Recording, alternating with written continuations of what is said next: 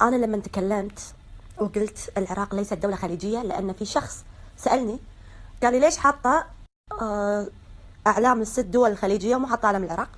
قلت له لأن العراق مو دولة خليجية، دولة عربية، وأنا اللي أعني أن العراق مو من ضمن مجلس التعاون الخليجي. فهمتوا؟ العراق فقط مشاركة في كرة القدم وليست من ضمن مجلس التعاون الخليجي. داشين عليه كمية ناس منحطة يغلطون ويقلون أدبهم. عندنا مثل يقول الخير يخص والشر يعم، بما معناه ترى أنا تعبت وياكم يا شعب العراق. أنا أكثر واحدة أحط علمكم وأدافع عنكم وأتكلم عنكم كلام طيب، بس الظاهر طبعا كلنا ندري أن العراق دولة مطلة على الخليج العربي، ولكنها ليست من ضمن مجلس التعاون الخليجي. هذا اللي أنا كنت أتكلمه، وأنا كنت أتكلم عن الأزمة السياسية الخليجية، والعراق ما لها علاقة بهذا الموضوع. فهمتوا؟ هي بس مشاركة بالكرة، كرة القدم بس فقط لا غير. يا ريت نفهم هذا الشيء.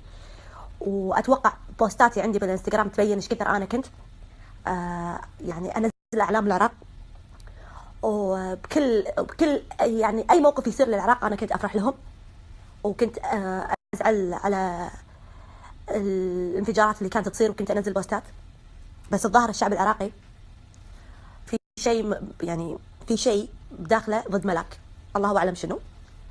وأنا بما أني تعبت منكم، تعبت وياكم، أحب أقول لكم شيء وأرجع وأقول لكم الخير يخص والشر يعم. عموما أنا ما بي أي متابع من العراق أبدا أبدا أبدا. اللي متابعني بالإنستغرام واللي متابعني بالسناب شات يسوي لي انفولو بليز، يعني أوكي الزين والشين. أنا ما بي أي متابعين من العراق. واضح الكلام؟ واضح الكلام. أنا رأيي كيفي، أقول اللي أقوله، ما حد يحاسبني. فهمت؟ ولا حد راح يقصر رقبتي، ولا أبي أي متابع من العراق، وما يشرفني أصلا متابعين كذي يسبوني. أوكي؟ وصلت؟ أنتوا حديتوني لهذا الشيء، ويلا انقلعوا. يعني هذه مو أول مرة، زين؟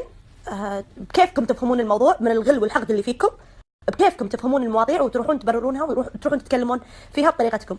أنا أقصد شيء وأنتوا تقصدون شيء ثاني، بس طالما هذا الغل والحقد بقلوبكم أنا ما يشرفني متابعتكم. لا تتابعوني، وصدقوني يعني أنتوا ما تعنوا لي ولا شيء، أنا اللي أعني لكم، والدليل أن أنتوا اللي متابعيني مو أنا اللي متابعتكم. فحفظا على كرامتكم لا تتابعوني، لأن راح أطيح حظكم. أوكي؟ في ناس بيقولون ليش يا ملاك قاعدة تتكلمين بهالطريقة؟ أنا ما أعرف أقل أدبي على الناس المحترمة. الناس المحترمة أصير وياهم محترمة غصبا علي، بس في ناس مو محترمة وقليلة أدب ووقحة قاعد يسبون أهلي ويغلطون علي ويغلطون على أبوي المتوفي. فشيء طبيعي إني أنا بطيح حظهم، وشيء طبيعي بقول لهم الخليج تاج على راسكم كلكم، تاج على راسكم كلكم نفر نفر. فهمتوا؟ وتموتون ما تصيرون من الخليج، تموتون ما تصيرون من الخليج. ويلا وما يشرفني أبدا متابعتكم. ولا حد يجي يقول لي لا مو كل الناس مو زينة. لا أنا الحين هذا ثالث موقف أو رابع موقف معاكم. بقول لكم الحين أنا ما يشرفني متابعتكم للمرة الألف. أقول لكم إيه، ما يشرفني متابعتكم، ما أتشرف تتابعوني. لا تتابعوني، أوكي؟ لا تتابعوني. صدقوني ما راح تأثرون ولا شيء، ولا 1% بحياتي، ولا 1% راح تأثرون بحياتي أبدا أبدا أبدا. فهمتوا؟ فيا ريت كل واحد يحفظ كرامته ويسوي لي انفولو. يلا باي. وتعرفون ليش انا قاعده اقول لكم سووا لي انفولو؟ لان ما اقدر امسك واحد واسوي له انفولو، لانه وايد عندي منافقين متابعيني. يعني الامام علي سلام الله عليه قال ارض الشقاق وارض النفاق. يعني انا شنو عند الامام علي؟ يعني ما اعرف شنو اقول. منافقين لدرجه ما شفت مثلها بحياتي. مع احترامي طبعا لبعض الاشخاص القله القليله، فأنا أرض الشقاق والنفاق ما أبيهم يتابعوني. يعني يسبون الميت، يسبون أمي اللي رايحة الحج 8 مرات والعمرة، طبعا كل سنة تروح الحمد لله رب العالمين، ويسبون أهلي وهم ما يعرفونهم. يعني شعب غريب. زين، بس عشان أنا ما أعور راسي أقول لكم يلا باي باي مع السلامة، طلعوا من حياتي جميعكم، اطلعوا من حياتي جميعكم. يعني ناس تخلي الواحد يطلع من طوره ويطلع من اخلاقه، يعني قصب تخلون الواحد قليل ادب وبذيء، قصب. انا صوتي رايح يعني مو ناقصتكم بعد والله. مره ملاك تبي تزوج فلانه كويتيه، مره ملاك تسب بناتنا، مرة ملاك خذت ابننا، مرة ملاك ايش تبون بملاك؟ ما عندكم حياة، ما عندكم أي شيء ثاني غير ملاك؟ حارقة نوركم ملاك، موتتكم ملاك، صح ولا لا؟ بس خلاص لا تشبدي، لمتى بتحملكم؟ ترى مو مجبورة أتحملكم على فكرة، أنا كلش مو مجبورة أتحملكم.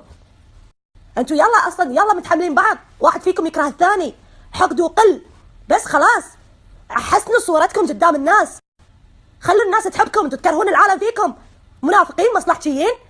بس والله ملاك وملاك، انتوا وغندرتي واحد، شنو بخسر الجنة يعني؟ ماني خسرانة الجنة. يلا بسرعة فولو. زعلانين علشان ما حطيت علم العراق؟ و90% من العراقيين ودهم يهاجرون ويهدون العراق؟ شو هالنفاق؟ شنو هذا النفاق؟ انا ما حطيت علم العراق، حطيت اعلام دول مجلس التعاون، علشان ما حطيت علم العراق تسبون ابوي الميت؟ عسى الله ياخذكم وتلحقونا يا رب. يعني انا كل اصحابي اصلا العراقيين ودهم يهاجرون ويهدون العراق، كلهم يبون يهدون العراق من وراء الفئه المريضه. اذا انتم ما تعرفون تحتكم بالمجتمع والناس، انا اقول روحوا سكروا اكونتاتكم، سكروا تليفوناتكم، لا تحطون بيديكم تليفونات، لان انتم مو قد هاي المسؤوليه والله. وعلى فكره ترى انا اقدر ارفع عليكم يعني بما اني دقيت جديات والله العظيم. ثانيا وجهك وجه القوادم والله العظيم. مو انتوا بصراويين بابا، ترى انتوا من البصره، انتوا الكويتيين بصراويين من البصره ومخلفيكم احنا، وضربناكم دفره من العراق لان انتم ما عندكم صله الرحم، ماكو؟ ما تمشون على هاي الايه، ولا تقل لهما اف ولا تنهرهما، لان احنا ابوكم